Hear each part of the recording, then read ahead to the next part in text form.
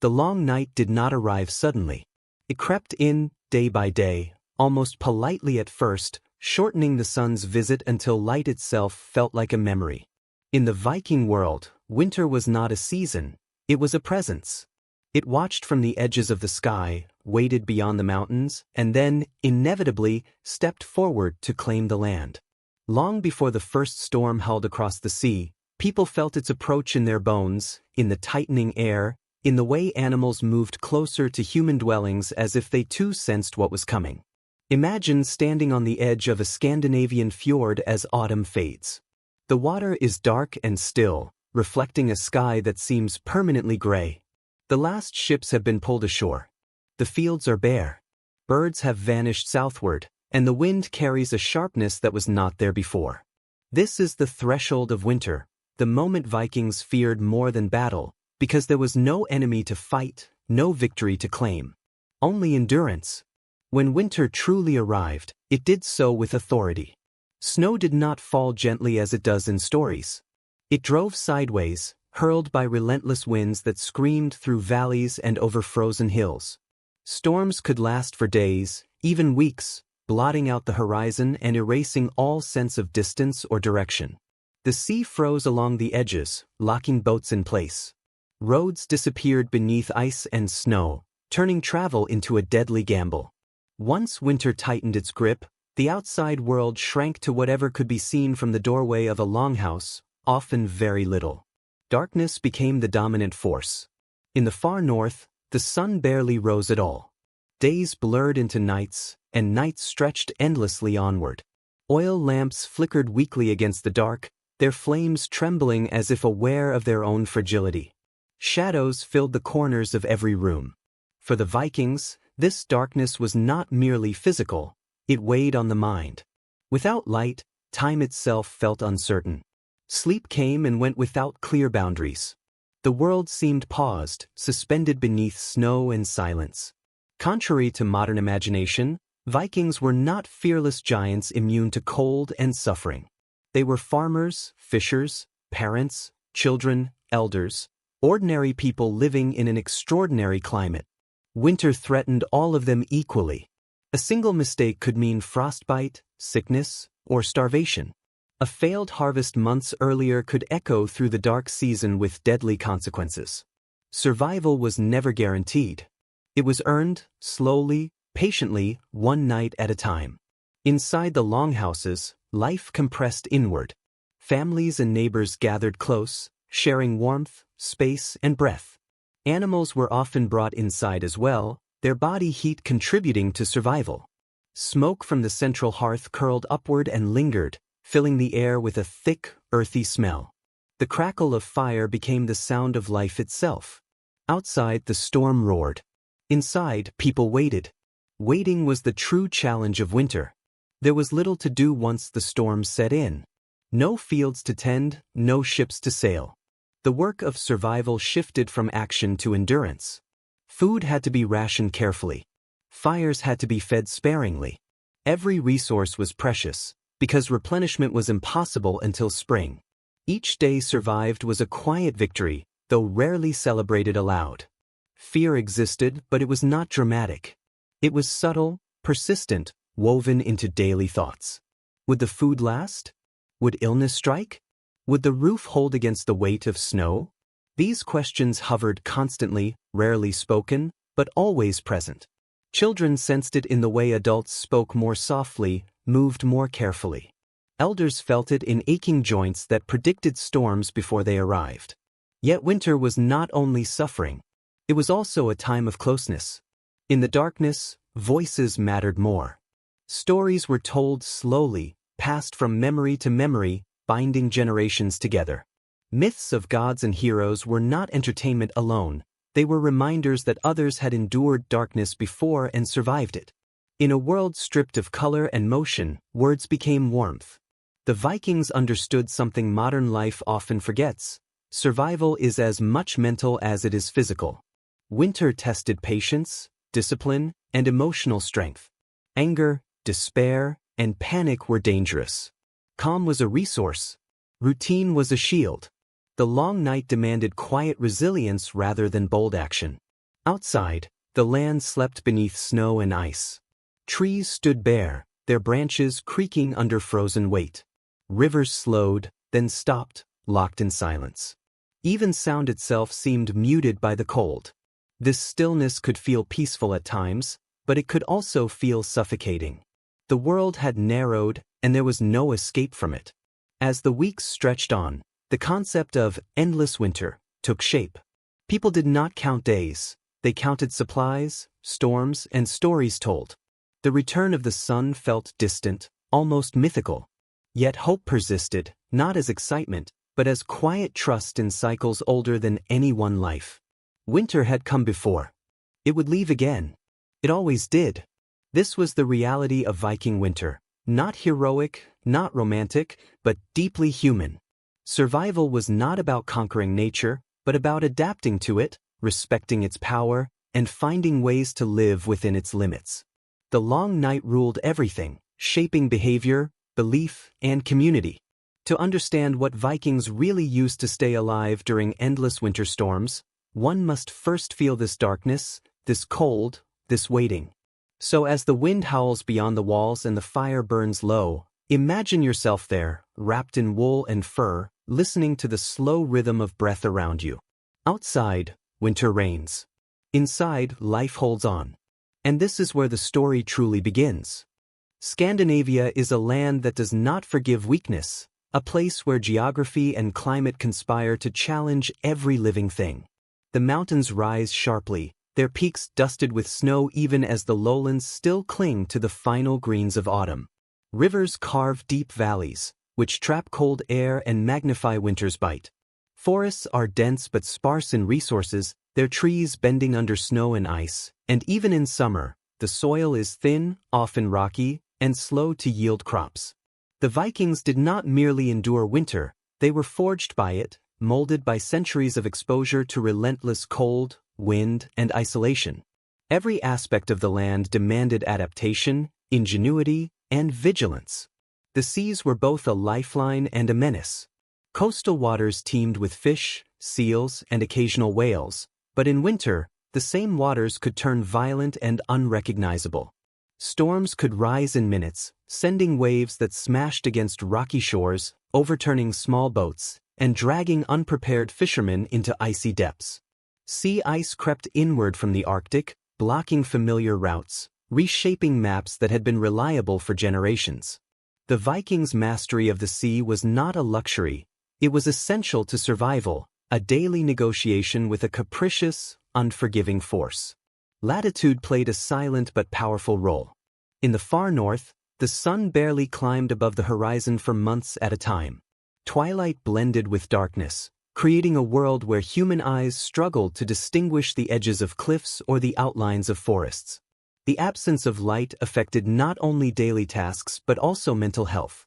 Without the sun to measure time, people relied on ritual, habit, and careful observation of the stars to maintain structure in their lives. The long nights were oppressive, but they were also predictable, which allowed the Vikings to plan and prepare. Predictability became a tool against despair. Volcanic soil added another layer to the challenge. While some regions benefited from fertile patches, many areas were rugged and infertile, requiring extraordinary effort to grow even a modest harvest. Crops had to be hardy, barley, rye, and certain root vegetables that could survive in cold, nutrient-poor soil. Livestock were essential, both for food and for materials like wool and hides, yet even they struggled against harsh winters and limited fodder. Each element of the landscape demanded strategy, knowledge, and foresight, making preparation a continuous, year-round necessity. The weather itself was unpredictable in ways that magnified danger. Sudden temperature drops could freeze rivers overnight, trapping fishermen or hunters.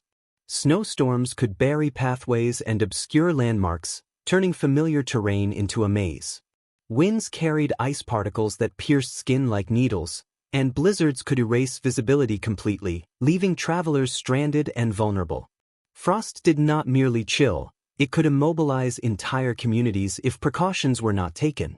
Sheltering, layering, and storing resources were not suggestions, they were mandates dictated by the land itself. Isolation amplified these threats. Settlements were scattered, often separated by miles of uninhabitable terrain. Communication was slow, and aid was rarely immediate. When a winter storm struck, the nearest neighbor could be days away. This separation made every act of preparation critical. It shaped a culture where self-reliance and communal responsibility existed in delicate balance. Survival depended not only on personal skill but on trust in the collective. The land demanded both independence and interdependence. Rivers and lakes, while vital for transport and food, became hazards in winter. Frozen surfaces could collapse under weight, and shifting ice could sweep away entire sleds of supplies. The sound of cracking ice was a constant threat, a reminder that nature's mercy was fleeting. Wolves, bears, and other predators were not mere myths but active participants in winter's struggle, moving closer to human settlements in search of food. Every journey beyond a longhouse carried the possibility of confrontation, injury, or worse. The Vikings' lives were inseparable from the terrain. They moved with it, adapted to it, and respected it as a teacher of limits. Yet it was precisely this harshness that cultivated skill, resilience, and innovation. Architecture evolved to suit the climate. Clothing developed for layered insulation and mobility. Food preservation techniques were refined to last through months of scarcity. The land shaped technology, social structure, and even spirituality. Every aspect of life was a negotiation with winter's inevitability. Where modern societies could rely on external conveniences, Vikings relied on accumulated wisdom, experience, and the careful observation of natural patterns. Even sunlight itself became a resource. During the brief periods when the sun appeared, its rays were treasured. Snow glistened and reflected light into homes, while the warmth of the sun's rare touch was seized as a reprieve from cold. Days were organized around this transient presence. Chores, hunting, and repairs timed meticulously to exploit every hour of usable light. Darkness, by contrast, was not wasted but observed with purpose. It demanded introspection, quiet labor, and a different rhythm of life that modern humans rarely encounter. Community played an indispensable role in this landscape. Isolated settlements required coordination for food storage, hunting parties, and firewood gathering. Festivals, religious rituals, and communal storytelling provided not only cultural cohesion but practical reinforcement. Shared knowledge about weather patterns, safe paths, and medicinal plants could mean the difference between survival and death. The land, though brutal, forged a culture deeply aware of both human fragility and the strength of collective effort. This landscape, seemingly inhospitable to life, shaped a people who would endure winter with remarkable consistency. Every snowstorm tested not only physical endurance but ingenuity, planning, and foresight. The combination of latitude, geography, soil, weather, and isolation created a crucible in which only preparation and understanding could sustain life. The Vikings did not survive by chance. They survived because they read the land, interpreted its signals, and adapted their lives to its demands. To comprehend how Vikings endured endless winter storms, one must first understand this land. It is a land that requires respect, observation, and careful planning. Its beauty is quiet, often hidden beneath snow and ice, but its lessons are vivid and exacting. Survival in this environment demanded more than courage. It demanded knowledge, patience, and an almost ritualized approach to every aspect of life. The harshness of Scandinavia was not merely a backdrop, it was the central character in the story of Viking winter, shaping every action, every decision, and every strategy for staying alive. The brutality of the land, paradoxically, also fostered wonder. Frozen fjords glistened under starlight, the aurora danced across the skies, and every winter night carried a silence that was both terrifying and sublime. In this interplay between danger and beauty, Vikings learned not only to endure but to find meaning in survival itself. The long, cold nights became a canvas for storytelling, planning, and connection. They transformed fear into focus, scarcity into creativity, and isolation into solidarity. And so, before a single snowstorm strikes or a blizzard closes in, The Viking world already exists as a test of endurance, intelligence, and patience. Every tree, every river, every hill, and every gust of wind is a teacher. Understanding the land, anticipating its moods, and respecting its power are not optional, they are essential.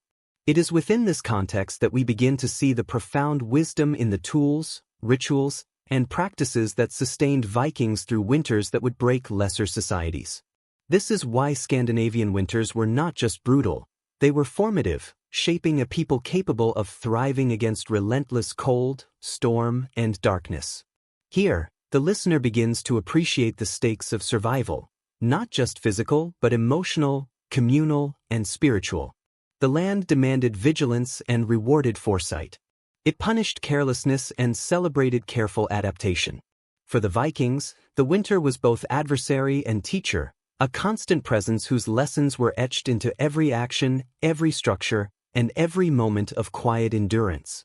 Understanding this crucible of ice and fire is the key to understanding how they lived, and ultimately thrived, when the world around them seemed designed to strip life away.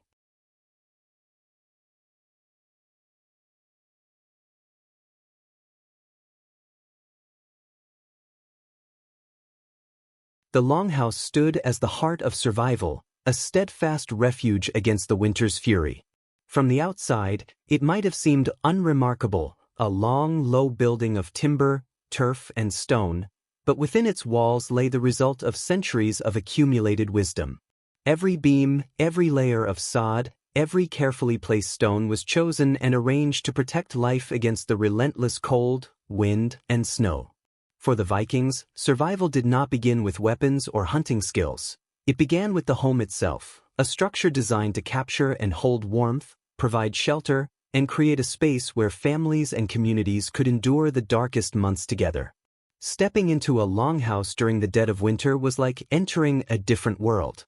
Outside, the wind might scream and howl, carrying sharp snow and ice, but inside, there was a sense of contained warmth and safety.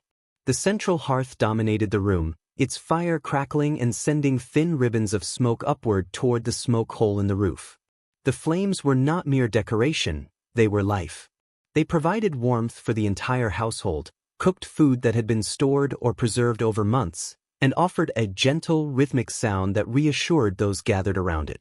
The fire's glow illuminated faces and cast dancing shadows on timber walls, a reminder that even in the long night, human presence persisted. The architecture of the longhouse reflected deep understanding of the environment. Thick timber walls, often insulated with turf and packed earth, reduced heat loss and blocked chilling winds. Roofs sloped steeply to shed snow and prevent accumulation that could crush weaker structures.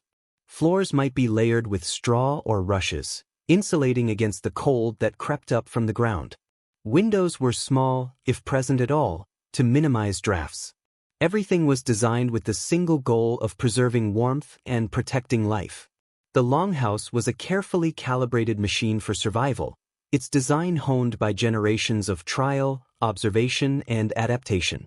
Inside, space was organized not only for function but also for efficiency and comfort. Families slept in rows along the walls, sometimes sharing beds to conserve heat.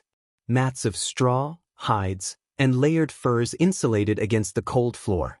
Animals, small livestock like pigs, sheep, and goats, were often brought indoors, not only for their own survival but also to contribute body heat to the household. The smells of animals, smoke, and cooking blended into a rich, earthy aroma that was at once comforting and practical, signaling life and vitality amidst the harshness outside. Fire management was a central skill in longhouse living. Fires had to be maintained constantly, their embers carefully nurtured through the night. Too small, and warmth would fail. Too large, and the smoke could choke the inhabitants or set the structure aflame.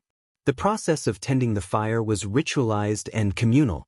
It offered quiet moments of reflection, a rhythm for the household, and a source of reassurance in the face of relentless winter. The sound of crackling would become a heartbeat, a reminder that life continued despite the darkness outside. The interior of a longhouse was also a center of activity. Food was prepared, tools repaired, and clothing mended. Storytelling, singing, and quiet conversation filled the air, sustaining morale and reinforcing social bonds. These activities were not merely pastimes, they were essential to survival. Mental resilience mattered as much as physical endurance, and the longhouse provided a space where both could be nurtured. Through routine, ritual, and shared labor, the household created a microcosm of life that resisted the chaos of the outside world. Even in the midst of winter storms, the longhouse served as a stabilizing force. Snow piled against walls, winds rattled roof timbers, and outside travel became impossible, yet inside, life maintained a steady rhythm. The structure itself absorbed shocks of temperature, wind, and ice, turning them into a buffer that allowed people to focus on daily necessities rather than constant survival. Every structural decision, from the thickness of walls to the placement of hearths, reflected accumulated knowledge of what it took to endure. The longhouse was not just shelter, it was a testament to human ingenuity and foresight.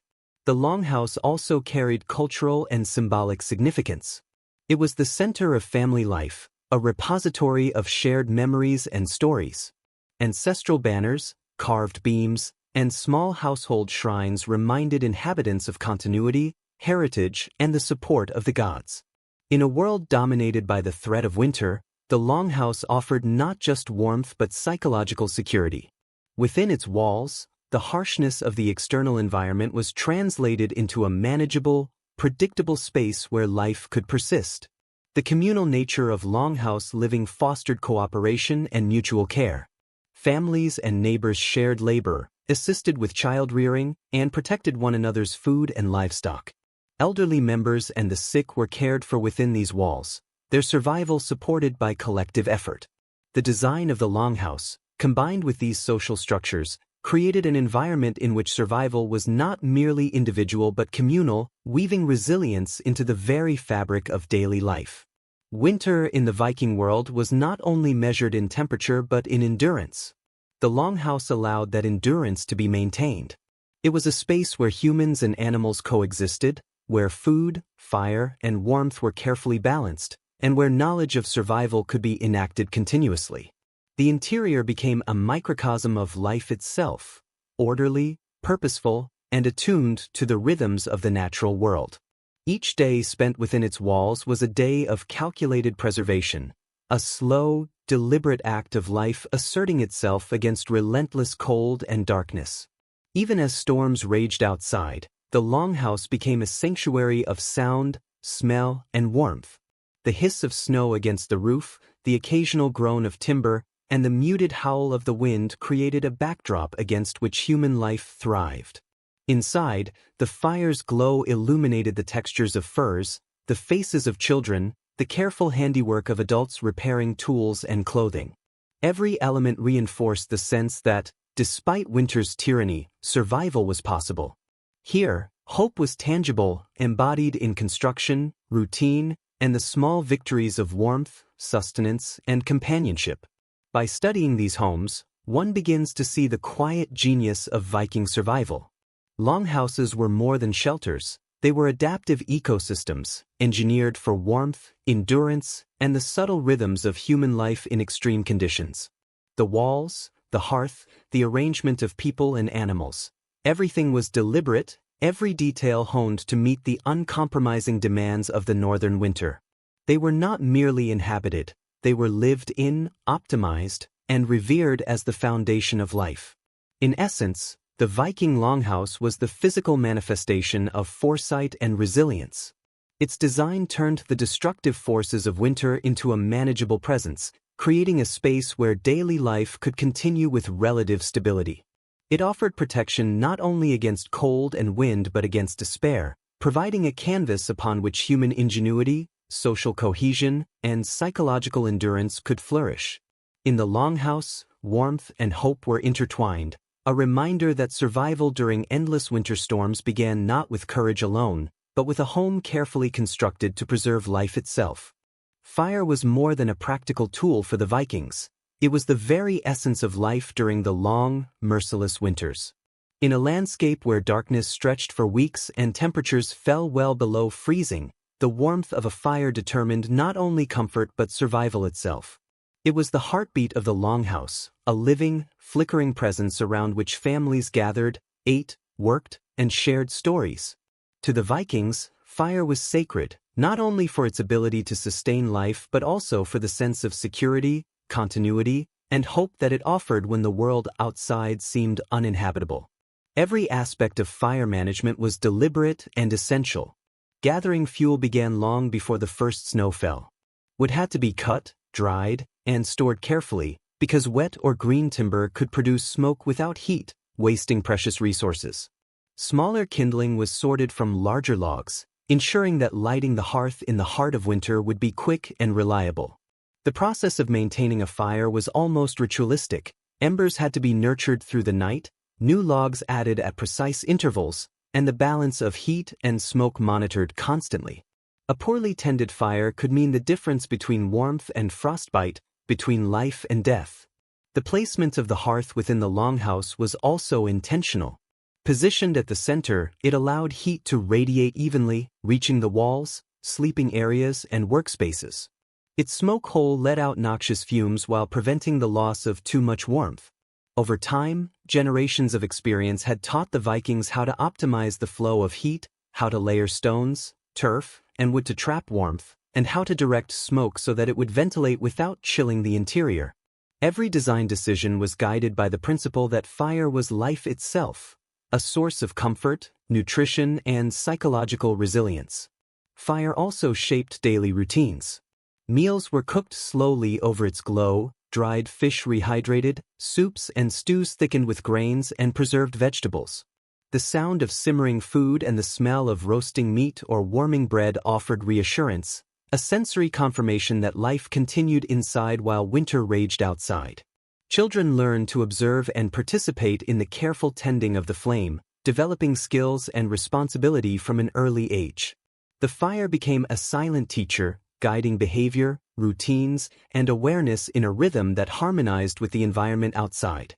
Beyond its physical function, fire held symbolic and spiritual significance. The Vikings associated flame with divine presence and protection, invoking the gods through small rituals and offerings. In some households, embers were treated almost reverently, never allowed to die out, a continuity of warmth that connected generations.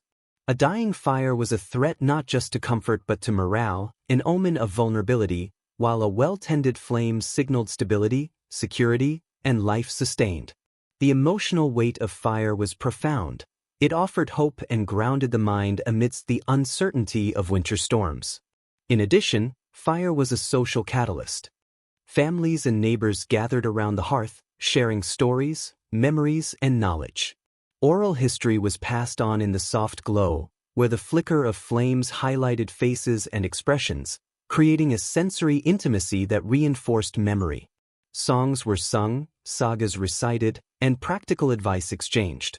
In these moments, fire became more than warmth. It became connection. It was the medium through which knowledge, culture, and communal resilience were preserved, ensuring that survival was not just a matter of physical endurance but of mental and emotional strength as well.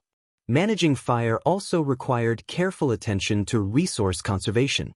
Wood, peat, and other fuels were finite, and overconsumption could lead to perilous nights. The Vikings learned to ration fuel wisely, to know when to bank the embers and when to ignite full flames.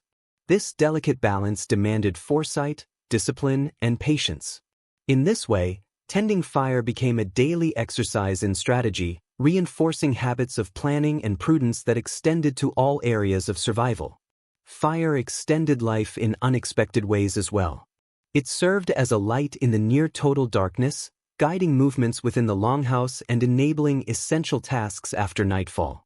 It provided psychological warmth, calming anxieties, and softening the oppressive weight of winter's isolation. Its glow drew people together, countering the loneliness and fear that could easily overwhelm those confined indoors.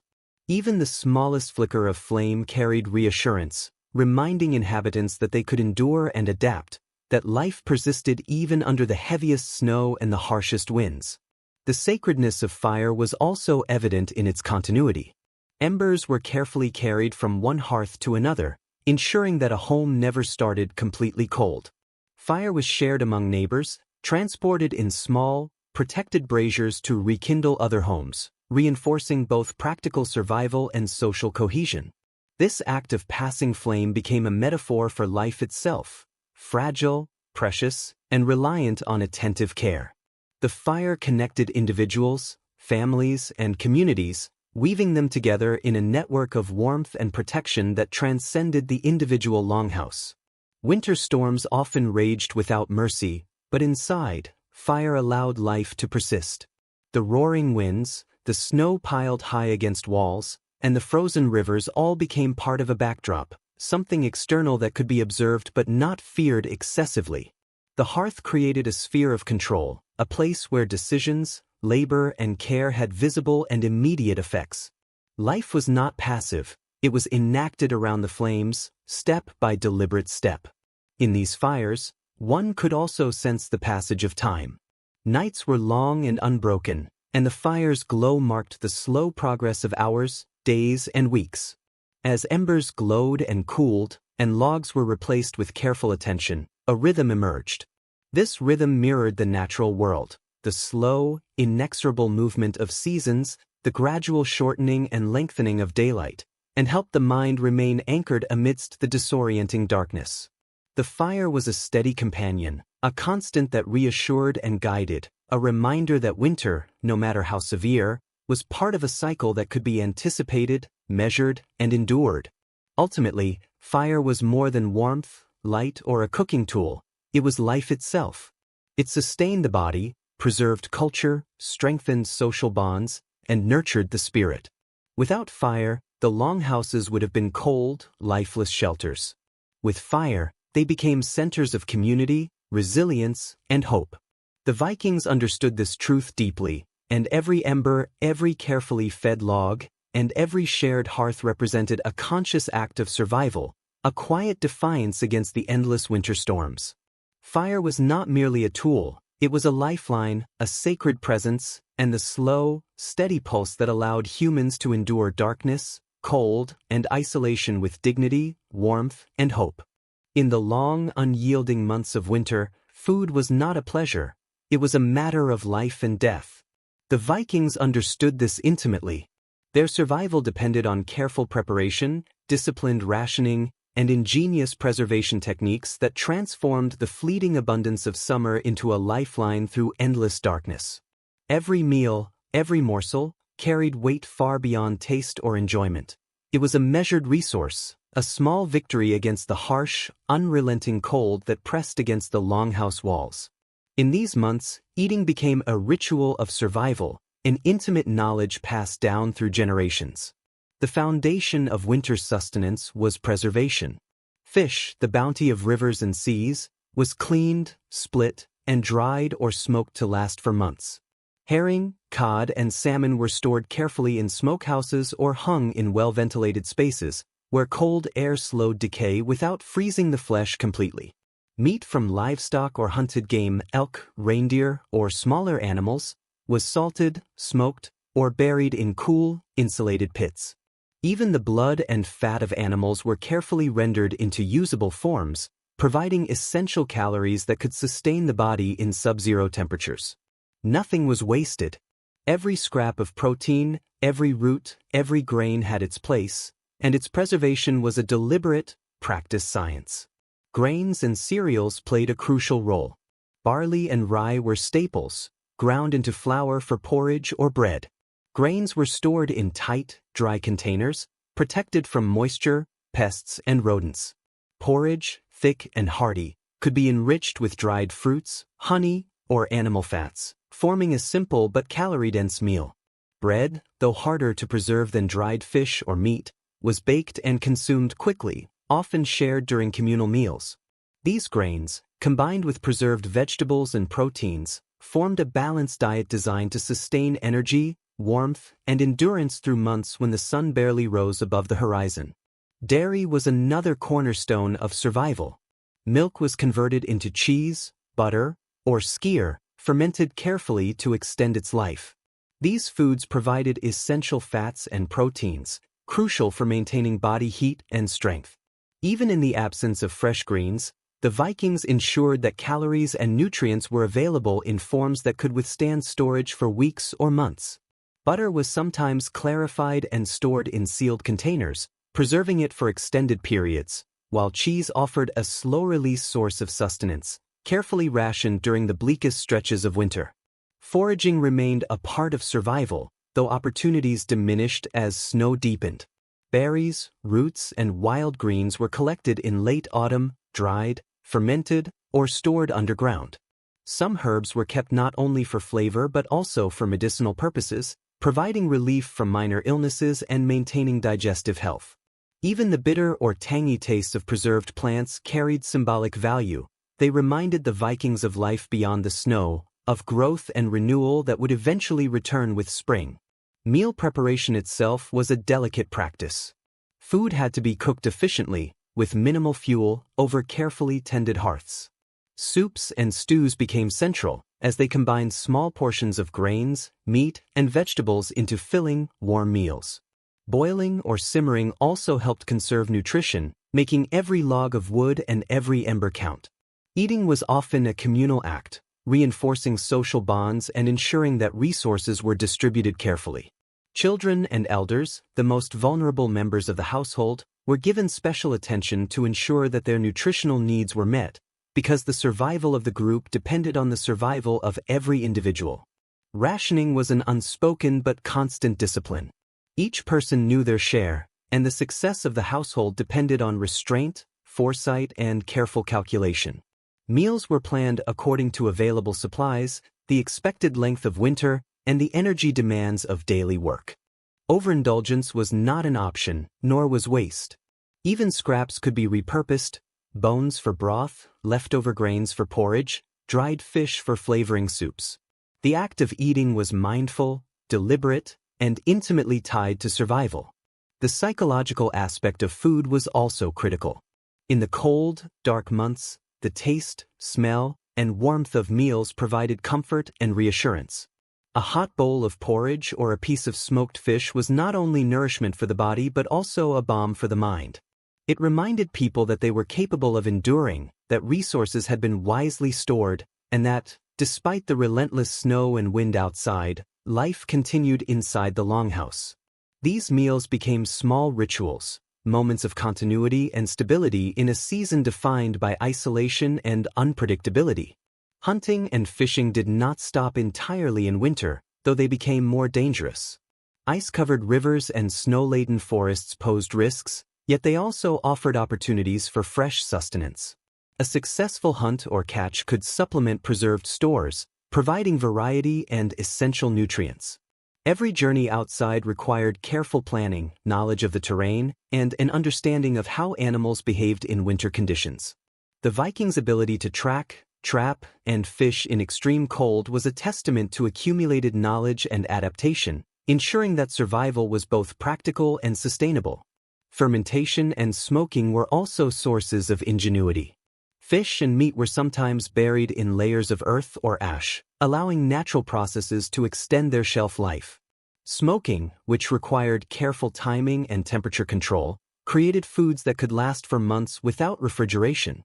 Even in an era without modern technology, the Vikings demonstrated remarkable understanding of biological processes, using them to turn perishable resources into dependable supplies. In these winter diets, one can see a delicate balance of pragmatism, foresight, and respect for the land. Food was not merely consumed, it was managed, preserved, and understood as a central element of survival. The Vikings' ability to endure endless winter storms was rooted in this knowledge. They converted summer abundance into winter security, using every tool, technique, and tradition at their disposal. Meals became both sustenance and strategy, blending necessity with wisdom accumulated over generations. Ultimately, the winter diet of the Vikings was a reflection of the broader philosophy of survival. It combined preparation, discipline, and ingenuity with awareness of both physical and psychological needs. Every preserved fish, salted meat, and fermented dairy product was a small triumph against the cold, darkness, and scarcity. Eating was not a luxury, it was a deliberate act of endurance, a testament to human resilience, and a crucial component in the ongoing story of survival during the endless winter. Through careful planning, preservation, and communal effort, Vikings were able to transform scarcity into sufficiency, danger into predictability, and cold into a manageable challenge. Every meal was a reassurance, a rhythm of life, and a quiet assertion that human beings could endure even when the natural world seemed determined to overwhelm them. In the long, dark winter, food was far more than nutrition. It was hope made tangible, warmth made edible, and life itself, preserved in every bite. Winter in the Viking world was not merely an inconvenience. It was a test of endurance, and clothing was the first line of defense against the relentless cold. Layering, insulation, and careful preparation were the tools by which Vikings preserved warmth and life. From the youngest child to the eldest elder, every individual depended on textiles, skins, and fibers to survive months of frost, snow, and icy winds. Unlike modern insulated fabrics, Viking clothing was a product of natural materials, painstakingly prepared and arranged in layers to create protection that was flexible, effective, and adapted to the environment. At the foundation of winter clothing was wool, harvested from sheep and goats, spun into thread, and woven into thick garments. Wool had remarkable properties. It retained warmth even when damp, allowed the body to breathe, and could be layered without losing flexibility. Tunics, trousers, and cloaks were often made from dense wool, sometimes treated with oils or fats to repel moisture. This natural fiber was the backbone of winter attire, forming the insulating layer closest to the skin and providing the essential warmth needed for daily survival. Over wool, Vikings often added furs and animal skins.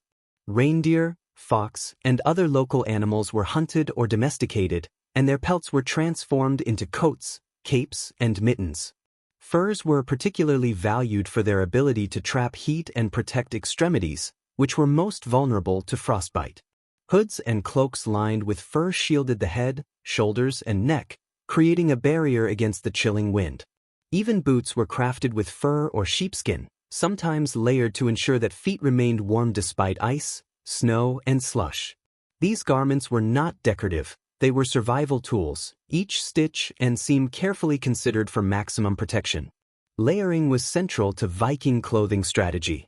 Multiple garments could be added or removed depending on activity level, temperature, and exposure to wind or wet conditions. The base layer of wool absorbed moisture and retained warmth. The middle layers added insulation, and outer furs shielded from wind and precipitation. Mittens, gloves, and socks were often layered as well, with inner layers of soft wool and outer layers of tougher hides. Even belts and straps were used to secure garments tightly, preventing drafts and ensuring that heat was retained close to the body. The Vikings understood the delicate balance between warmth, mobility, and breathability, a knowledge honed through generations of trial and observation. Crafting winter clothing was an intricate, labor-intensive process. Animal hides had to be tanned, cleaned, and softened. Wool had to be spun, woven, and sometimes dyed. Every garment required careful measurement and stitching, because ill-fitting clothing could reduce warmth and restrict movement. Communities often shared knowledge, techniques, and materials, ensuring that even the less skilled could access functional, protective attire. Clothing was therefore not only a personal necessity but a communal effort, reflecting the shared responsibility of survival in harsh conditions. Headwear and gloves were critical. Extremities, fingers, toes, and ears were especially susceptible to frostbite, so hats, hoods, mittens, and layered boots were essential. Furs and wools were arranged to cover exposed areas while allowing mobility for hunting, tending animals, or walking across frozen terrain. Footwear often included multiple layers, a soft inner layer to insulate and cushion, and a tougher outer layer to repel moisture and ice. Even walking required awareness, as snow and ice could penetrate or freeze damp materials if clothing was not properly prepared. Viking clothing also reflected environmental knowledge. Coastal regions, exposed to salty winds and sea spray, required water-resistant layers. Inland areas, where snow could pile deeply, demanded garments that trapped heat without hindering movement through drifts. Hunters, fishermen, and laborers all had specialized clothing adapted to their tasks, combining insulation with flexibility. This adaptability allowed Vikings to remain functional in conditions that would immobilize those unprepared. Survival depended not only on warmth but on the ability to act efficiently, whether hauling wood, navigating snow-covered forests, or tending livestock. The ritual of dressing was itself a lesson in patience and attention. Each layer had to be arranged correctly, garments tied or fastened securely, and furs aligned to maximize insulation. Children were guided by elders, learning the proper order of layers, how to adjust garments during activity, and how to care for clothing to extend its usefulness. A torn seam, a wet garment, or improperly layered clothing could become dangerous, and these details were observed with meticulous care. Through this practice, knowledge of survival was passed seamlessly from one generation to the next. Even beyond practical survival, clothing carried social and symbolic meaning. Fine wool or fur indicated wealth, status, or skill in preparation. Decorative elements, embroidery, or patterned weaving reflected identity, family, and community ties, reinforcing the cultural cohesion that was essential for enduring the isolating long months. Clothing was not only functional but a statement of human resilience. In a world dominated by winter, the way one dressed communicated competence, foresight, and readiness. Winter storms were relentless and unforgiving. Snow could drift deep enough to reach rooftops, ice could coat the ground in a treacherous glaze, and winds could strip exposed flesh in minutes. In this environment, the importance of appropriate clothing cannot be overstated. The Vikings' combination of wool, fur, and layered construction allowed them to endure these extremes, moving across frozen landscapes, hunting for food, tending animals, or simply walking between settlements. Clothing was the interface between human vulnerability and environmental ferocity, a barrier that made life possible when the natural world offered little mercy. The intimate connection between clothing and survival also reinforced mental resilience. Knowing that one was properly protected allowed individuals to conserve energy, focus on necessary tasks, and maintain calm in the face of hardship. Clothing became an extension of preparedness, a physical manifestation of foresight, and a daily reinforcement of the skills, knowledge, and discipline needed to endure winter. In this way, attire was not merely practical, it was psychological armor, sustaining both body and mind through months of darkness and cold. In the end, the Vikings' mastery of winter clothing was a testament to human ingenuity, observation, and adaptability. By combining materials, layering strategically, and caring meticulously for every garment, they transformed the harshness of northern winters into a challenge they could meet. Fur, wool, and skin were more than protection. They were instruments of survival, tangible expressions of foresight, and the quiet guardians of life against the cold. Every layer wrapped around the body, every carefully tanned hide and woven woolen tunic, was a silent act of resistance against winter's tyranny, a reminder that human beings can endure even the most merciless conditions when knowledge, skill, and attention are applied with care and purpose. Winter in the Viking world carried dangers beyond cold and hunger. While snow, ice, and storms were obvious threats, a quieter, more insidious peril lay in illness, injury, and the invisible forces that could strike at any moment. The long months of darkness and isolation magnified every minor affliction, turning small problems into life-threatening crises. A simple cut, a cough, or a fever could become deadly if not addressed promptly, and the harsh environment made timely medical care nearly impossible. For the Vikings, understanding and mitigating these threats was as critical to survival as food, fire, or shelter. The cold itself was a relentless adversary. Frostbite and hypothermia could set in within minutes if the body was exposed to wind, snow, or wet conditions without proper protection. Fingers, toes, noses, and ears were particularly vulnerable, and even those with layered clothing risked injury if garments became damp or compressed. Frostbite could lead to gangrene, infections, or permanent damage, and in winter, the resources needed to treat these conditions were limited. Warmth was therefore not merely comfort, it was a matter of life and death, a constant calculation integrated into every movement outside the longhouse. Illness spread more easily during winter because confined living conditions allowed germs to accumulate and circulate. Respiratory infections, fevers, and digestive ailments were common, exacerbated by limited sunlight, cold, and weakened nutrition. Even minor illnesses could reduce an individual's ability to generate body heat or digest food efficiently, compounding the dangers of winter. Communities relied on herbal remedies, poultices, and traditional knowledge passed down through generations to combat sickness, yet the outcomes were uncertain. Survival often depended on observation, attentiveness, and the careful administration of available treatments. Injury was another constant risk. Hunting trips, wood gathering, and travel across icy terrain could result in sprains, fractures, or lacerations. During storms, the simplest task, cutting firewood, navigating a snowdrift, or tending livestock, could become hazardous. Even a minor wound carried heightened danger, as infection could develop rapidly in cold, damp conditions. Cleaning, salting, or bandaging injuries required skill, foresight, and often the assistance of neighbors or family members. Every activity carried an implicit calculation, how to accomplish necessary tasks while minimizing the risk of harm, because a serious injury could mean incapacity, dependence, and, in the worst cases, death. Nutrition, while carefully managed, also played a role in health. Limited food variety during winter could weaken the immune system, leaving the body vulnerable to disease. Vitamin deficiencies, protein scarcity, and insufficient calories reduced the body's ability to fight infection and maintain warmth. The Vikings understood these limitations and structured their diets strategically, ensuring that every meal contributed to resilience. They paired preserved meats, grains, and dairy in ways that sustained energy and fortified the body against winter's many assaults. Psychological strain was another subtle but critical threat. Months of darkness, isolation, and uncertainty could erode morale, leading to stress, anxiety, and despair. The mind's response to these conditions could influence physical health, weakening immune function and reducing vigilance. Storytelling, music, ritual, and social connection within the longhouse helped counteract these effects, providing mental stability and emotional resilience.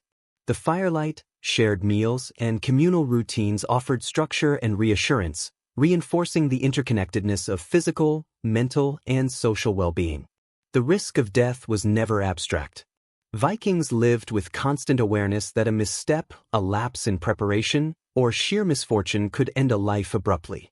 Storms could isolate communities, cutting off access to food, firewood, and medicinal plants. If a family member fell ill or was injured during this time, aid from neighbors might be delayed or impossible.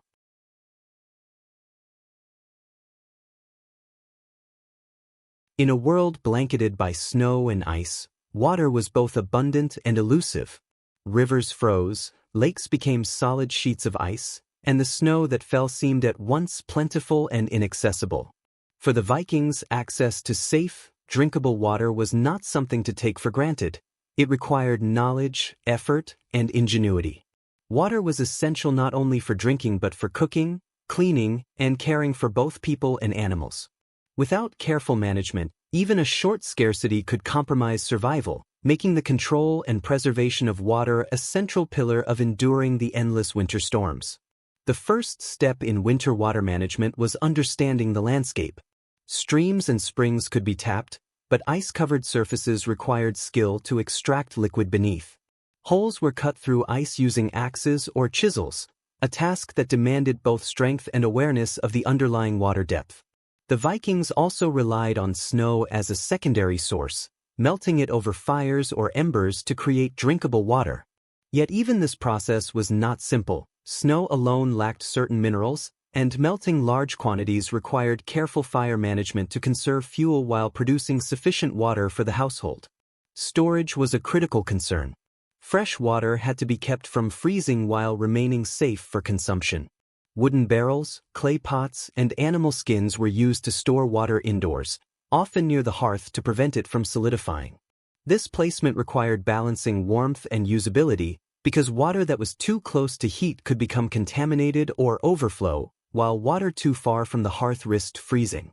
Every container and placement decision reflected a sophisticated understanding of temperature, material properties, and household needs. Ice itself was both a challenge and an opportunity. Thick ice could be harvested and stored in insulated pits, creating a long-term cold source that could preserve food for weeks or months. This ice was carefully layered with straw, moss, or sawdust to prevent melting, a rudimentary form of refrigeration that extended the usability of meat, fish, and dairy products. Harvesting ice required skill and teamwork, as well as constant attention to safety.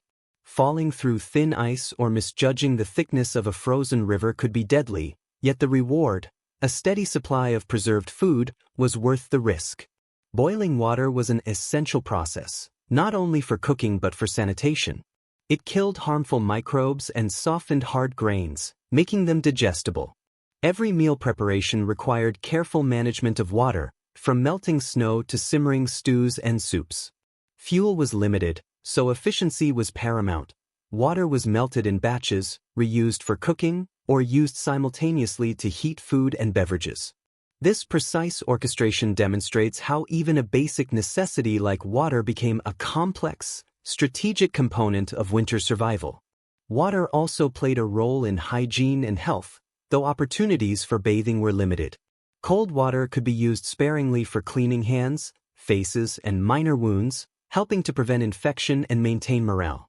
Steam from boiling water provided temporary warmth for cleaning tasks, while melted snow was sometimes used to rinse clothing or utensils.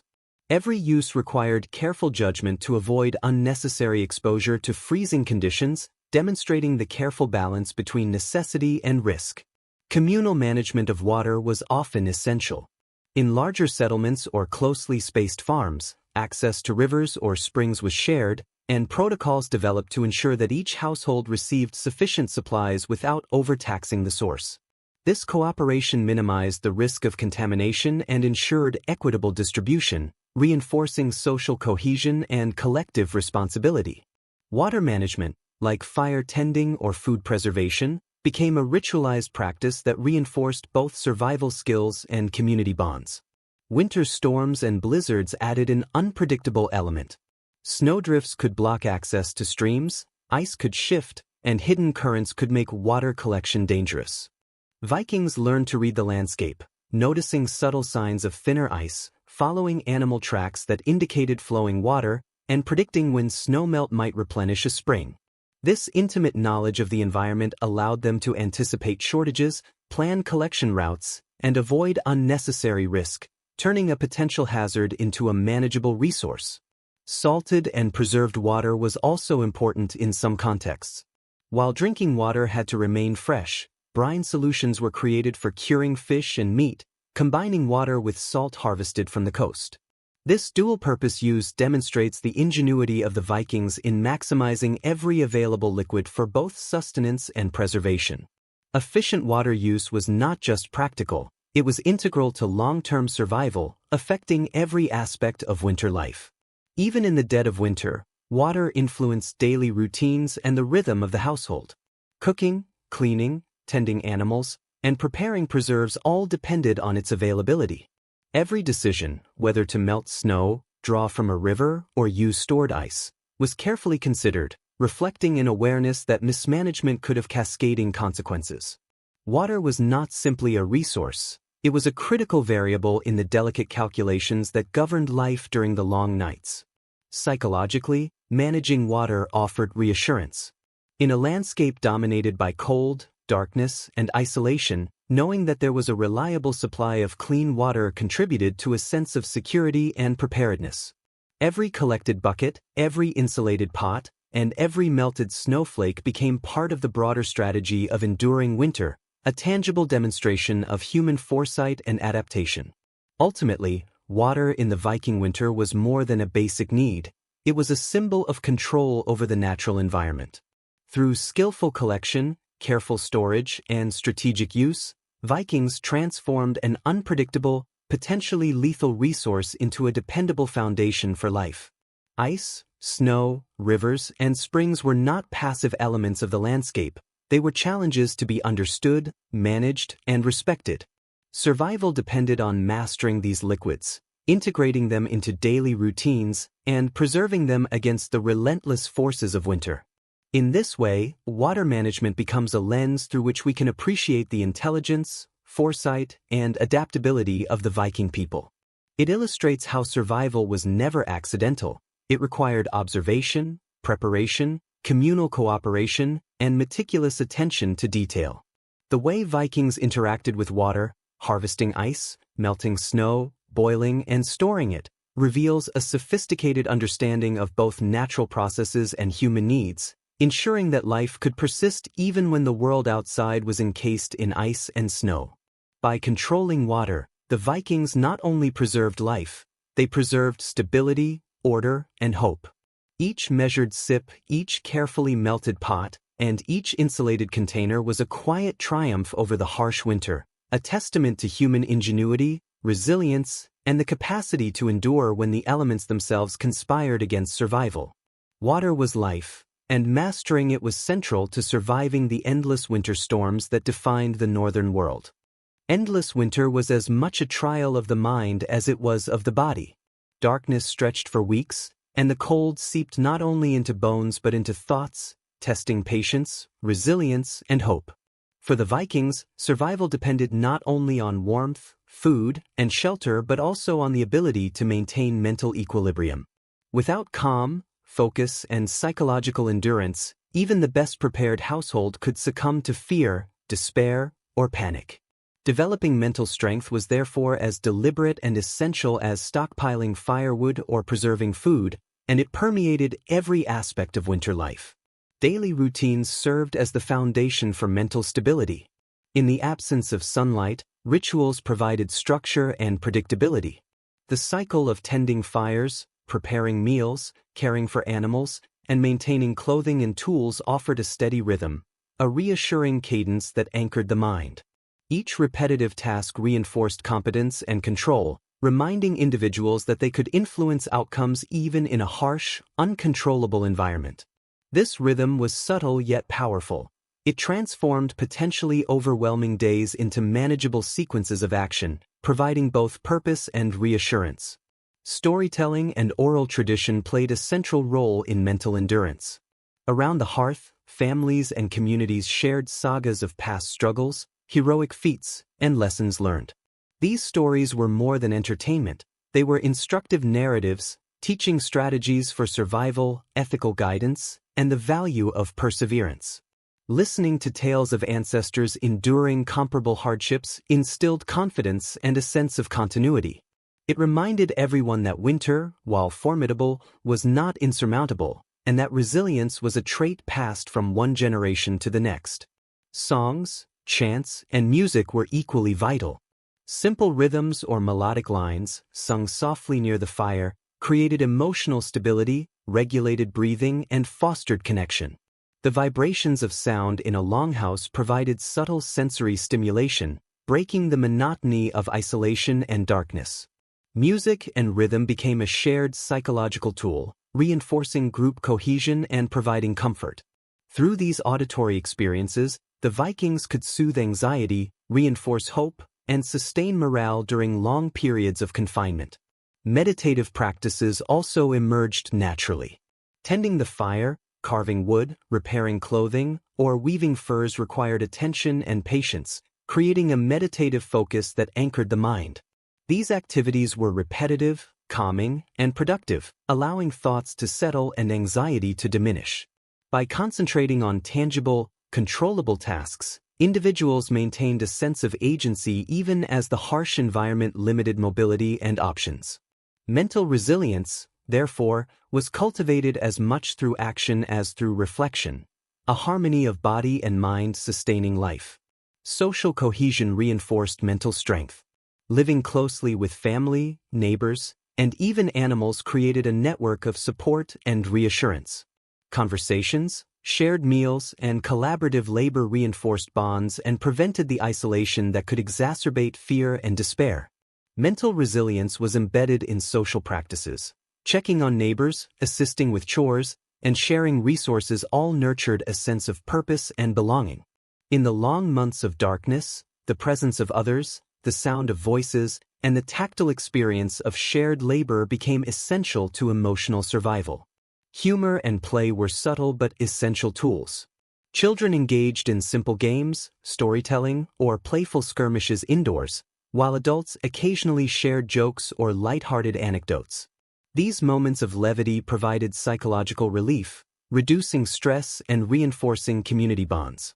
Even fleeting laughter acted as a buffer against the oppressive gloom, sustaining the spirit in a season otherwise dominated by fatigue, cold, and monotony.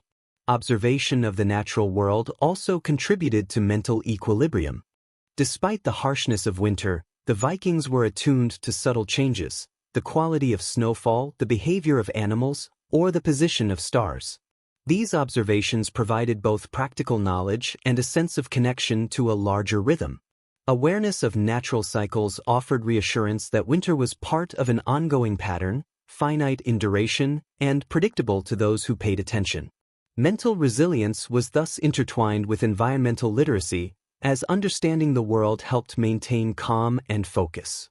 Preparation itself reinforced psychological stability. Knowing that food was preserved, fires were maintained, clothing was sufficient, and water was secure reduced anxiety. The act of preparation created confidence and trust in one's abilities, transforming uncertainty into a manageable challenge. By rehearsing and maintaining routines, the Vikings could face extreme conditions without succumbing to panic. This mental armor was as tangible as a fur-lined coat or a well-tended hearth. It protected life against threats both external and internal. Even solitary moments were used intentionally. Reflection, quiet observation, or meditative tending of tasks allowed individuals to process stress and maintain clarity. These periods of introspection were not idle. They strengthened patience, judgment, and foresight. The long winter encouraged slow, deliberate thought, teaching the value of careful planning and anticipation. Mental endurance became a skill honed daily, embedded in every action, conversation, and routine. Religion and belief systems offered additional support.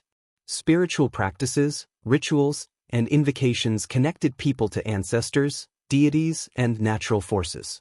These beliefs framed hardships within a meaningful narrative, reducing the sense of randomness and vulnerability. Rituals, small offerings, or spoken prayers provided solace, structure, and reassurance, reinforcing mental resilience. They reminded the Vikings that they were part of a continuum of human experience, guided by forces beyond immediate perception yet accessible through discipline and respect. Sleep, though often limited by environmental constraints, was also managed carefully. The longhouse provided spaces for rest near the fire, insulated by furs and straw. Sleep cycles were observed, and rest was treated as essential for maintaining judgment, energy, and psychological endurance. Even brief periods of rest helped reset the mind, allowing individuals to face the next day with focus, patience, and emotional stability. Ultimately, mental resilience was inseparable from survival itself. Winter demanded constant attention, patience, and calm. The Viking strategies, structured routines, storytelling, communal bonds, meditative labor, observation, and spiritual practices were all designed to cultivate a mind capable of enduring the darkness.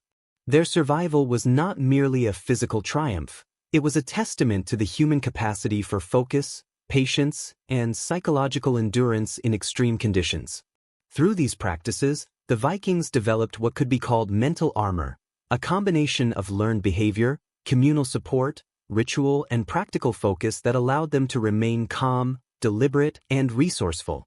Every day, every task, every story, and every shared moment contributed to the strength of the mind, ensuring that the darkness outside never translated into despair within. Mental fortitude was, therefore, as critical to surviving the long winters as fire, food, or clothing, an invisible yet indispensable element of life in the northern world. Survival in the harsh Viking winter required more than clothing, fire, or preserved food. It demanded skillful use of tools, which were as vital to life as warmth or sustenance. From knives and axes to specialized implements for hunting, fishing, and food preparation, each object served multiple purposes and could mean the difference between enduring the cold or succumbing to it. In a landscape where the elements were unrelenting and every task carried risk, the Vikings' mastery over their tools was a cornerstone of resilience, a quiet yet powerful demonstration of human ingenuity and adaptability. Knives were ubiquitous in the Viking household, and their importance cannot be overstated. They were used to clean and process fish and game, cut firewood or kindling, carve wood for repairs or utensils, and even prepare hides for clothing. A well-crafted knife could serve a lifetime if properly maintained, and sharpness was essential not only for efficiency but for safety. Dull knives increased the risk of injury, particularly when handling frozen materials or thick hides. Children were taught from an early age how to handle knives responsibly, and mastery of this skill was considered essential for personal survival. Axes were another indispensable tool. Smaller hand axes were used for splitting wood for fires, crafting household items, and even in defense against predators or aggressive animals.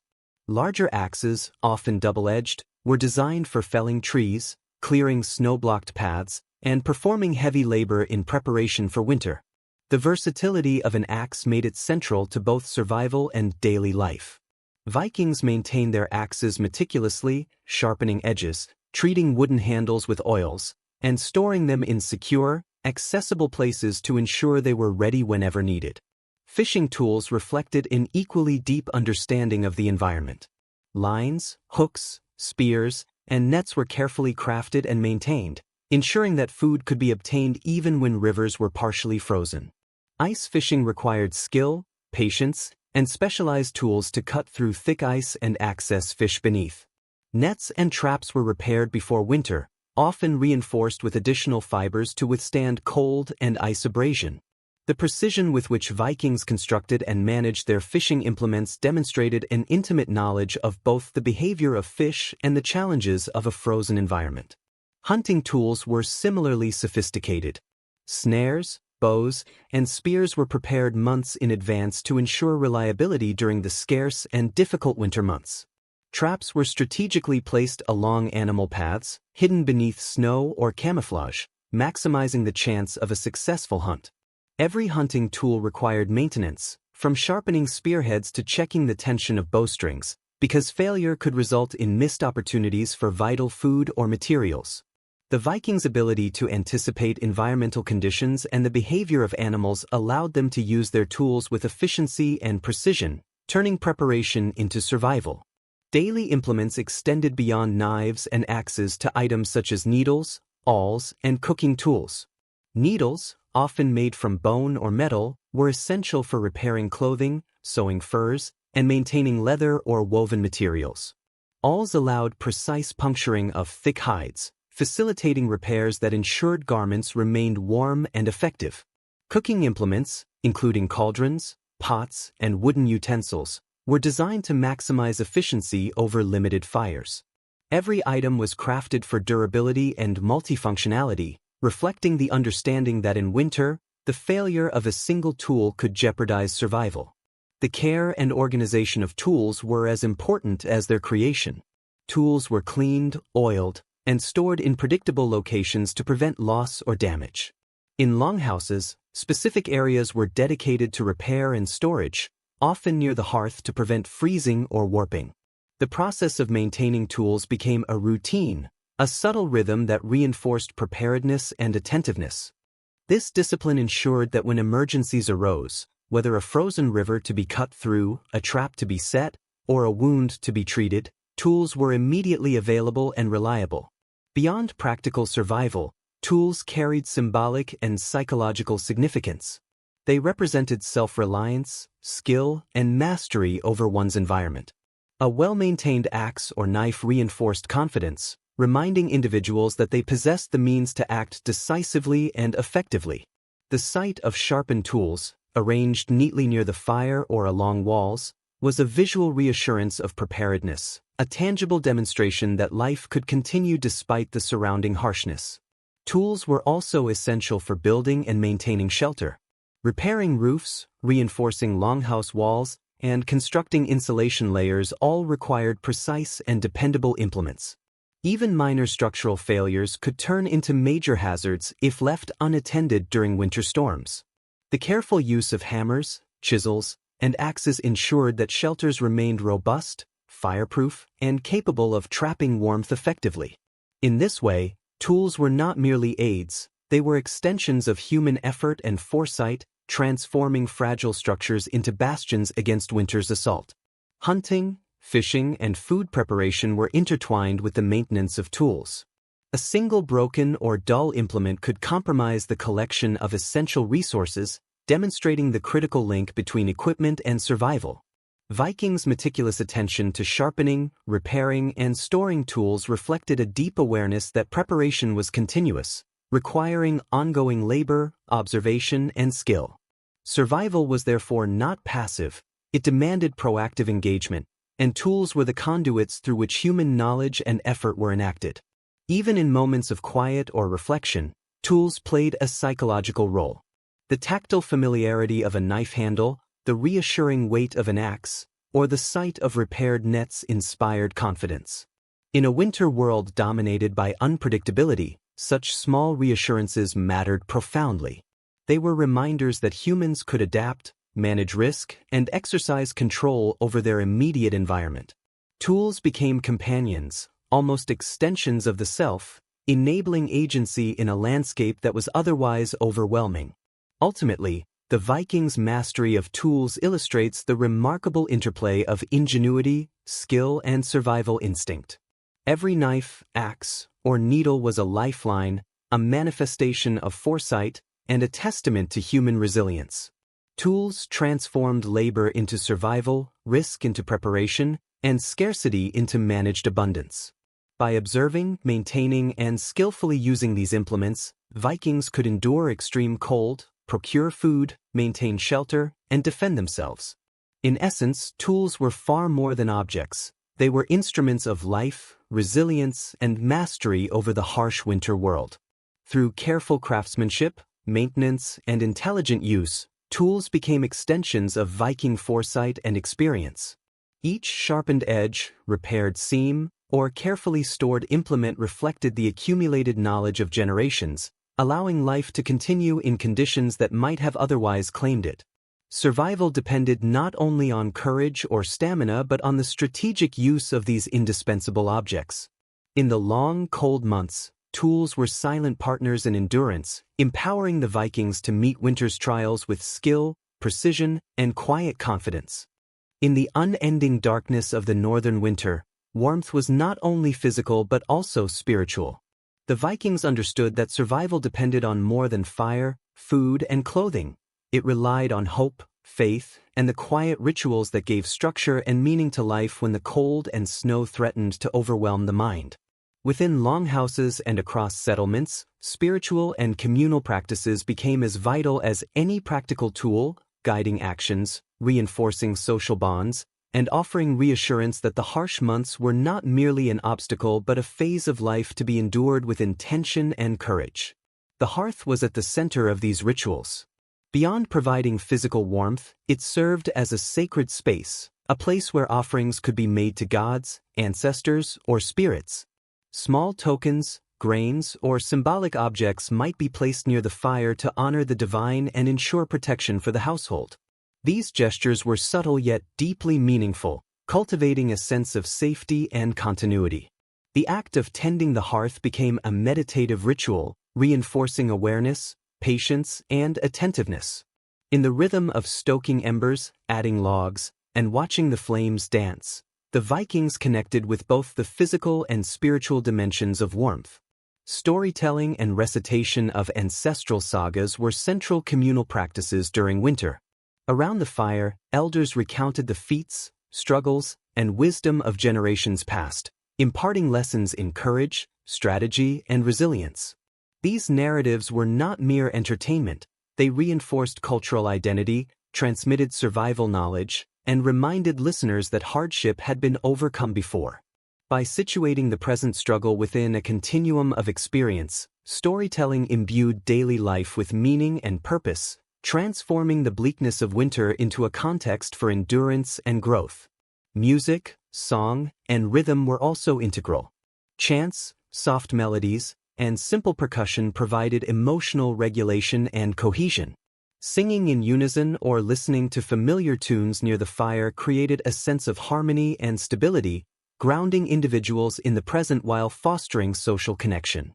Music became a psychological balm, helping to alleviate fear, sustain morale, and reinforce shared identity. Even small gestures of rhythm, tapping on wooden surfaces, clapping in time, or humming, offered subtle comfort, reminding the body and mind of continuity and order amid external chaos. Rituals often involved symbolic interaction with nature. Snow, ice, and fire were not merely environmental elements but active participants in survival and spiritual life. Observing animal behavior, the pattern of snowfall, or the position of celestial bodies guided practical decisions while also reinforcing a sense of connection to the wider cosmos. Offerings, prayers, or small gestures toward natural elements affirmed the Vikings' respect and understanding of the world around them. These practices transformed the harsh environment into a partner in survival, rather than an uncontrollable threat. Communal meals themselves became ritualized. Sharing preserved fish, porridge, or roasted meat around the fire was both sustenance and ceremony. Eating together reinforced social bonds, ensured equitable distribution of resources, and offered psychological reassurance. Each act of sharing was imbued with gratitude and mutual recognition, turning ordinary sustenance into a meaningful expression of community and care. These meals were deliberate pauses in the rhythm of labor, moments where the household could reaffirm cohesion, resilience, and hope. The care of infants, children, and the elderly was often accompanied by ritualized attention. Wrapping a child in furs, ensuring their warmth near the hearth, and reciting protective words or prayers combined practical and spiritual action. These gestures reassured both the caregiver and the recipient, reinforcing a sense of safety and continuity. Ritualized care reflected the understanding that survival depended on the well-being of the most vulnerable, integrating attention, love, and foresight into daily life. Even work, such as chopping wood, repairing clothing, or tending livestock, carried ritual dimensions. Each task was approached with deliberate attention, mindfulness, and intention. The rhythm of labor became a form of meditation, reinforcing skill, patience, and control over the immediate environment. Through repetitive, purposeful action, individuals cultivated calm, focus, and mastery, qualities essential to enduring the long, dark months. Work was therefore not only functional but also a practice of resilience, blending the practical and the spiritual. Lighting and maintaining lamps or torches also involved ritualized care. These small sources of light extended the day's activities, illuminated sacred or functional spaces, and reinforced the presence of life within the longhouse. Lighting a lamp at a particular hour, replacing oil, or positioning flames near the hearth or work area became a gentle ceremonial act, blending utility with mindfulness. In these small gestures, attention to detail and ritualized practice intertwined, fostering both psychological and physical stability. Social rituals extended beyond the household. Neighbors checked on one another, shared resources, or collaborated on repairs, hunting, or ice cutting. These acts of communal responsibility were both practical and symbolic, reinforcing trust, mutual dependence, and social cohesion. Winter demanded cooperation, and rituals of sharing and assistance ensured that survival was distributed across networks rather than concentrated in isolated households. In this way, ritual became a form of social insurance, a culturally codified strategy for maintaining life, warmth, and hope. Religious observances provided another layer of support. Offerings to gods associated with fertility, weather, and protection were common, reflecting the understanding that survival was not solely a human endeavor but a collaboration with larger forces. Even small, private invocations carried psychological benefits, reducing anxiety and reinforcing a sense of agency. Rituals framed uncertainty within a narrative structure, allowing the mind to interpret hardship as part of a meaningful process rather than as random cruelty. Through these practices, the Vikings cultivated resilience that extended beyond the material. Rituals, both communal and individual, created emotional scaffolding, turning isolation and darkness into a structured, purposeful experience. The intertwining of practical survival with spiritual and psychological strategies ensured that every day was navigated with attentiveness, hope, and cohesion. Winter became a time not only of endurance but of deepened awareness, ritualized skill, and human connection. Ultimately, the spiritual and communal rituals of the Vikings demonstrate the inseparability of practical and psychological survival. Fire, food, clothing, and tools were necessary for life, but rituals ensured that life remained meaningful, structured, and emotionally sustainable. Through shared stories, prayers, songs, and deliberate attention to labor and care, the Vikings transformed the harsh, isolating winter into a season of reflection, connection, and mastery. These rituals were not optional, they were lifelines, reinforcing calm, focus, and hope when the cold outside threatened both body and spirit. In the longhouse, around the hearth, and across snow-covered settlements, rituals of warmth bound people together, anchored the mind, and infused daily life with purpose. They remind us that survival is never purely physical, it is cultural, emotional, and spiritual. By integrating ritual into every aspect of life, the Vikings created a framework in which endurance was possible, transforming the relentless winter into a canvas for human ingenuity, care, and connection. For the Vikings, winter was not merely a season to endure, it was a relentless teacher. The long months of darkness, bitter cold, and continuous storms offered lessons in patience, observation, and adaptation that shaped every aspect of life. Each snowdrift, every frozen river, and the behavior of animals provided vital information, guiding decisions and refining skills. Winter demanded attentiveness. It required that every action be deliberate and that every observation be integrated into a broader understanding of survival. In this way, the harsh northern winter became a living instructor, teaching resilience in the most practical and profound sense. Patience was perhaps the most fundamental lesson. Nothing in the winter world could be rushed without consequence. Fires required careful tending, cooking needed consistent attention, and water had to be melted slowly and managed meticulously. Rushing through tasks often led to waste, injury, or exposure. Even hunting and fishing demanded hours of stillness, careful observation, and the readiness to wait for the right moment. The Vikings learned that endurance was inseparable from patience, that survival required pacing, careful planning, and a recognition that nature would proceed on its own timetable, regardless of human desires or urgency. Observation was another critical skill honed by winter.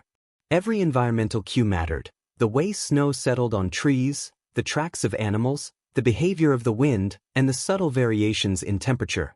These details provided information about safe routes, available resources, and impending storms.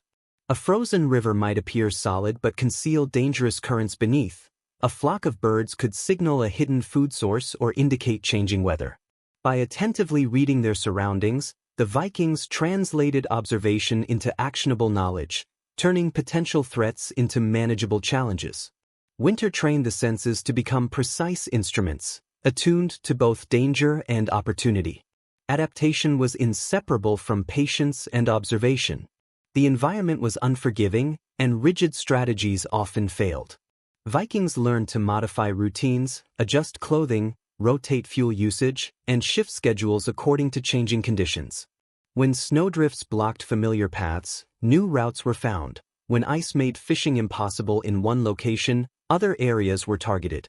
Adaptation was not reactive alone, it was anticipatory. The accumulation of experience, observation, and foresight allowed individuals and communities to develop flexible strategies that could respond to the unpredictable elements of winter. Resourcefulness was cultivated through necessity. Food stores had to be rationed, clothing repaired, and tools maintained. Every item was multifunctional, nothing was wasted. Scraps of leather became patches, small pieces of wood became kindling, and leftover fat was rendered for both cooking and waterproofing. These practices reinforced an intimate understanding of materials, processes, and timing. Winter demanded creativity, and the Vikings developed an ability to extract maximum value from minimal resources, turning scarcity into opportunity. Winter also taught emotional resilience. Long nights, isolation, and monotony could wear down even the strongest spirits. The Vikings cultivated practices that supported mental endurance: storytelling, communal singing, rituals around the hearth, and deliberate attention to tasks.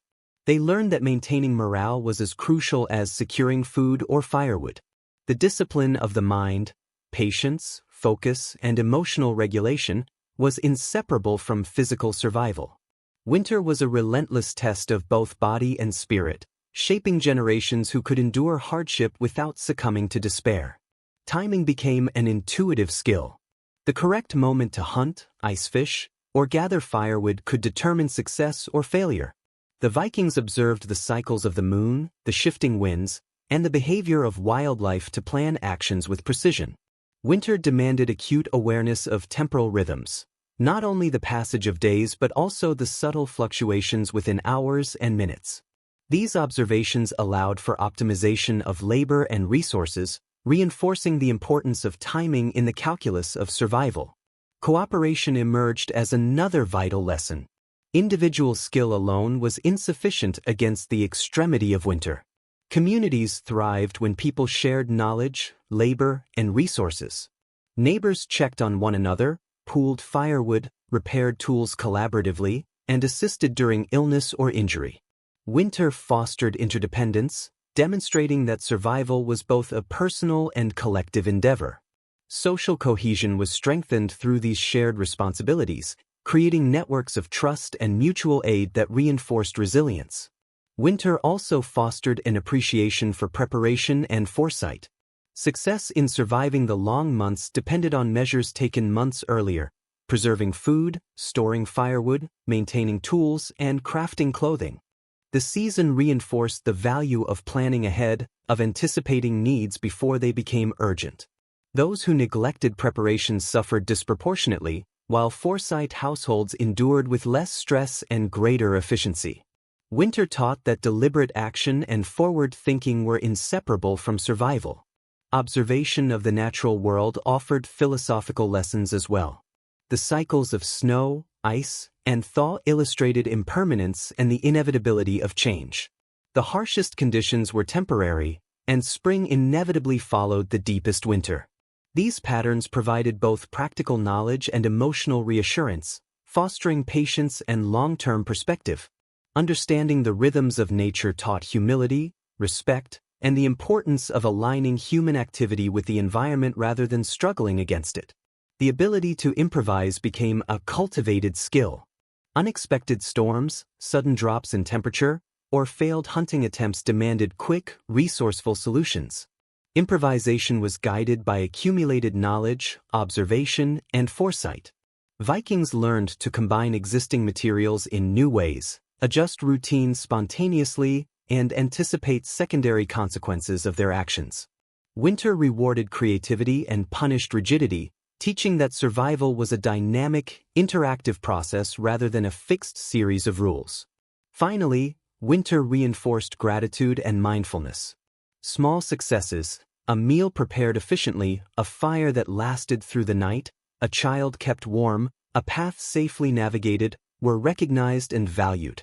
These moments, seemingly mundane, became profound markers of life and continuity.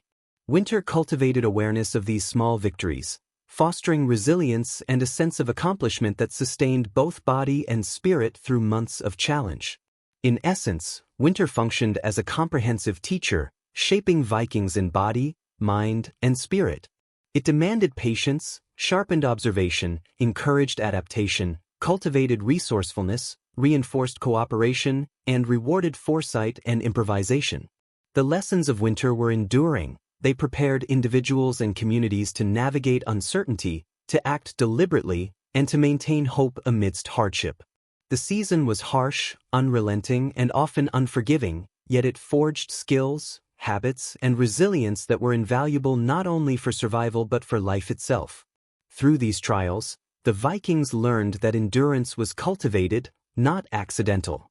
Each action, each observation, each adaptation contributed to a growing mastery over environment and circumstance. Winter, in its severity, became a mirror of human capacity, teaching that survival depended not solely on strength or courage but on attentiveness, foresight, cooperation, and the quiet wisdom that arises from lived experience. Winter, therefore, was both challenge and teacher, shaping generations who could endure, adapt, and thrive despite the darkness and cold. Its lessons extended far beyond the immediate season, embedding themselves in culture, skills, and values. By engaging deeply with winter, Vikings learned to read the world, understand its rhythms, and act with both patience and intelligence. They emerged not only as survivors but as humans attuned to the subtleties of life, capable of navigating adversity with skill, courage, and quiet mastery. The season reinforced the value of planning ahead, of anticipating needs before they became urgent. Those who neglected preparations suffered disproportionately, while foresight households endured with less stress and greater efficiency. Winter taught that deliberate action and forward thinking were inseparable from survival. Observation of the natural world offered philosophical lessons as well.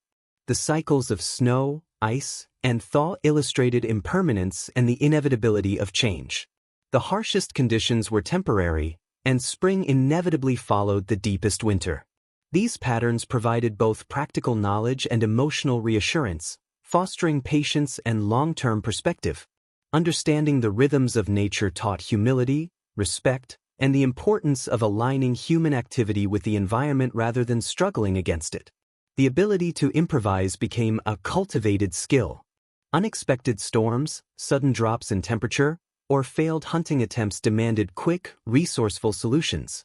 Improvisation was guided by accumulated knowledge, observation, and foresight. Vikings learned to combine existing materials in new ways, adjust routines spontaneously, and anticipate secondary consequences of their actions. Winter rewarded creativity and punished rigidity, teaching that survival was a dynamic, interactive process rather than a fixed series of rules. Finally, winter reinforced gratitude and mindfulness. Small successes, a meal prepared efficiently, a fire that lasted through the night, a child kept warm, a path safely navigated, were recognized and valued. These moments, seemingly mundane, became profound markers of life and continuity. Winter cultivated awareness of these small victories, fostering resilience and a sense of accomplishment that sustained both body and spirit through months of challenge. In essence, winter functioned as a comprehensive teacher, shaping Vikings in body, mind, and spirit. It demanded patience, sharpened observation, encouraged adaptation, cultivated resourcefulness, reinforced cooperation, and rewarded foresight and improvisation. The lessons of winter were enduring. They prepared individuals and communities to navigate uncertainty, to act deliberately, and to maintain hope amidst hardship. The season was harsh, unrelenting, and often unforgiving, yet it forged skills, habits, and resilience that were invaluable not only for survival but for life itself.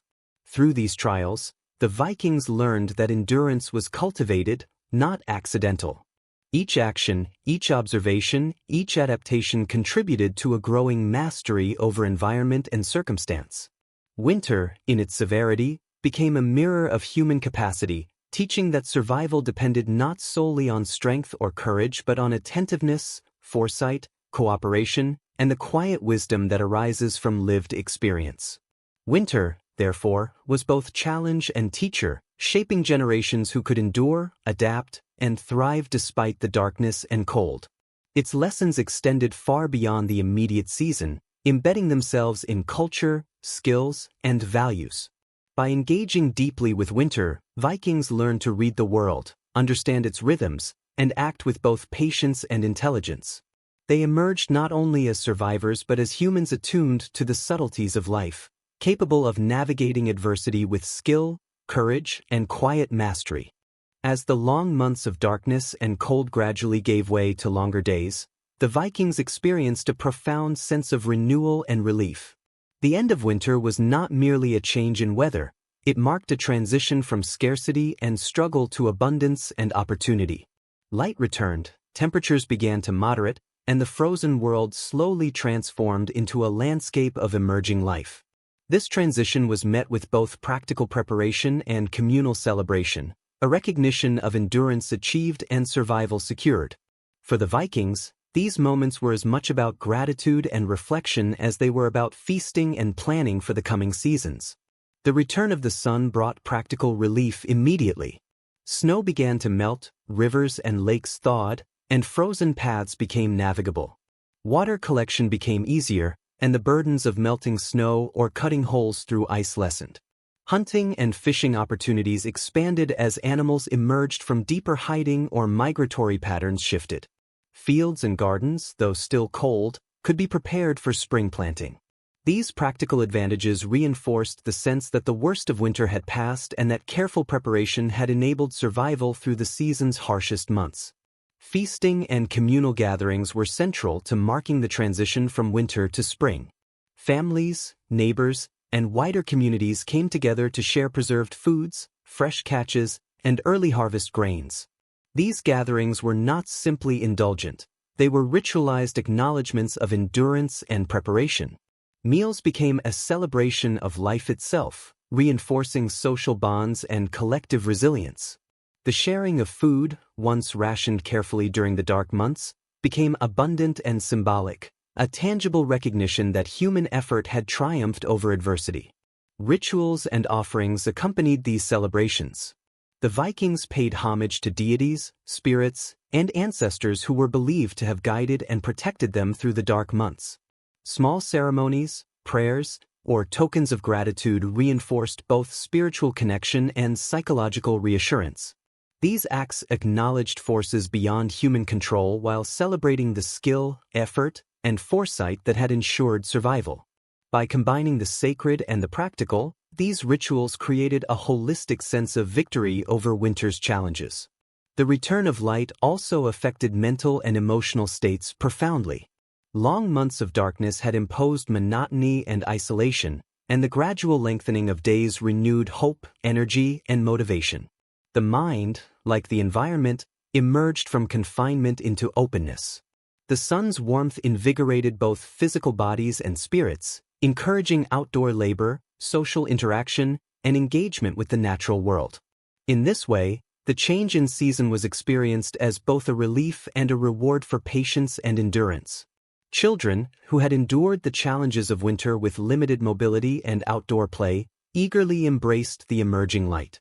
Their games, exploration, and observation of nature reflected a sense of wonder and curiosity that had been constrained by snow and cold.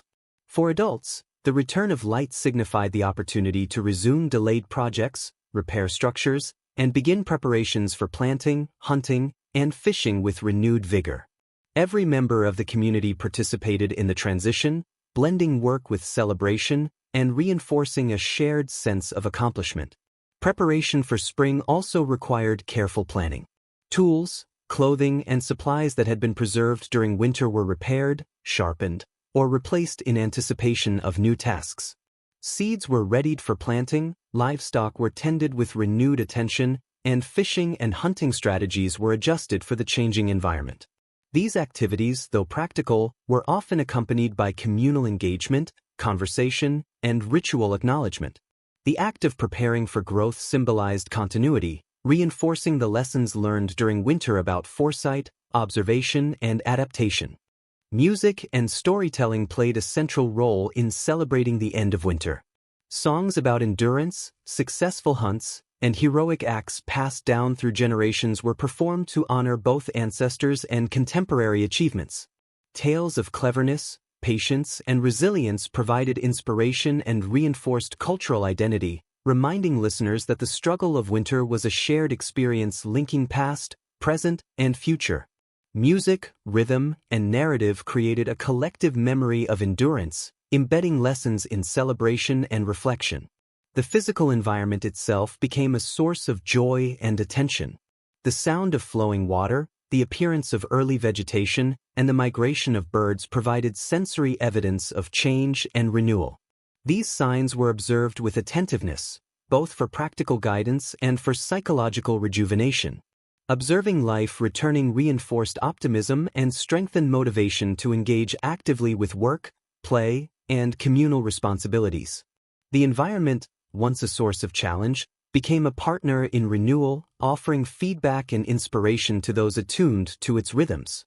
Celebrations also reinforced social cohesion. Households and neighbors coordinated gatherings, shared resources, and collectively reflected on the hardships of winter. Stories of struggle, endurance, and survival were retold, reinforcing social bonds and collective identity.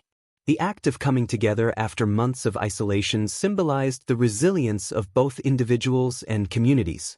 Trust, cooperation, and mutual support, essential for surviving winter, were honored and strengthened during these gatherings, ensuring that the social networks sustaining life remained robust. Spiritual practices at the end of winter also provided continuity and meaning. Offerings, prayers, and small ceremonies acknowledged both the protective forces that had guided the community and the human effort that had ensured survival. By combining reverence with reflection and celebration, the Vikings created a sense of mastery and gratitude that bridged the material and spiritual dimensions of life. These practices reinforced hope, resilience, and a sense of continuity across seasons. Ultimately, the return of light marked a transformation. It was a moment to reflect on endurance, to celebrate life and community, and to prepare for the opportunities and challenges ahead. The harshness of winter was acknowledged, and its lessons, patience, foresight, observation, adaptation, and social cooperation were honored. Light was more than a change in the environment. It was a symbol of renewal, a reward for preparation, and a reminder that life, effort, and resilience persist through the darkest and coldest times. Through celebration, ritual, and reflection, the Vikings transitioned from survival to flourishing. They recognized the culmination of winter as both an endpoint and a beginning, a season past and a new cycle commencing. In embracing light, abundance, and community, they reinforced the lessons of endurance, the value of foresight, and the power of human ingenuity and cohesion. The end of winter was thus both a practical and spiritual victory, a moment when survival gave way to renewal, hope, and the quiet joy of continued life in the northern world.